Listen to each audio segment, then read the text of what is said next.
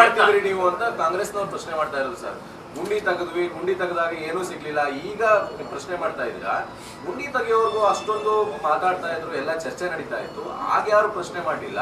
ಈಗ ಯಾಕೆ ಪ್ರಶ್ನೆ ಮಾಡ್ತಾ ಇದ್ದೀರಾ? ಗುಂಡಿ ಸಿಗ್ಲಿಲ್ಲ, ಈಗ ಷಡ್ಯಂತ್ರ ಅಂತ ಹೇಳುವಂತದ್ದು ಅವಶ್ಯಕತೆ ಏನಿತ್ತು? ಈಗ ಒಂದು ತನಿಖೆ ಮಾಡಬೇಕಾದ್ರೆ ಸರ್ಕಾರ ಇವಾಗ ಒಂದು ಏಜೆನ್ಸಿಗೆ ತನಿಖೆ ಕೊಟ್ಟಿದ್ದಾರೆ, SIT ಅಂತಕ್ಕಂಥ ಏಜೆನ್ಸಿಗೆ ತನಿಖೆ ಕೊಟ್ಟಿದ್ದಾಗ ನಾವು ಕೂಡ ಒಂದು ವಾರ 10 ದಿನ 15 ದಿನ ಒಂದು ಸ್ವಲ್ಪ ಸಮಯ ಕೊಟ್ಟು ನೋಡಬೇಕಾ ಬೇಡವಾ? ತಾಳ್ಮೆಯಿಂದ ತನಿಖೆ ಕೊಟ್ಟಂತ ಸಂದರ್ಭ ನಾವು ಸರ್ಕಾರದ ರೀತಿ ಏಕಾಏಕಿ ತನಿಖೆ ಮಧ್ಯದಲ್ಲಿ ನಡಿಬೇಕಾದ್ರೆ ಮಧ್ಯದಲ್ಲಿ ಬಾಯಿ ಆಗ್ತಕ್ಕಂಥದ್ದು ಸೂಕ್ತ ಅಲ್ಲ.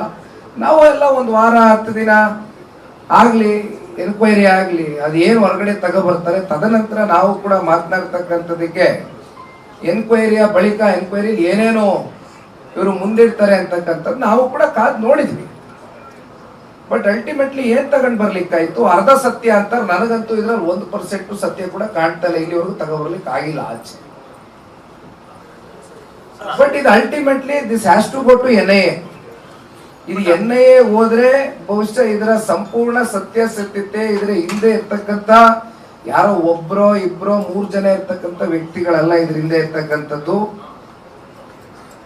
ಲೆಫ್ಟಿಸ್ಟ್ಗಳಿದಾರೋ, ದೊಡ್ಡ ದೊಡ್ಡ ಆರ್ಗನೈಸೇಷನ್ಸ್ ಇಲ್ಲಿ ಕೈವಾಡ ಇದೆಯೋ, ಇದು ಯಾರು ಅಂತಕ್ಕಂಥದ್ದು ಇವತ್ತು ಭಕ್ತಾದಿಗಳ ಮುಂದೆ 7.5 ಕೋಟಿ ಕನ್ನಡಿಗರ ಮುಂದೆ ಇವತ್ತು ಹೊರಗಡೆ ತಗೊಂಡು ಬರ್ಬೇಕು.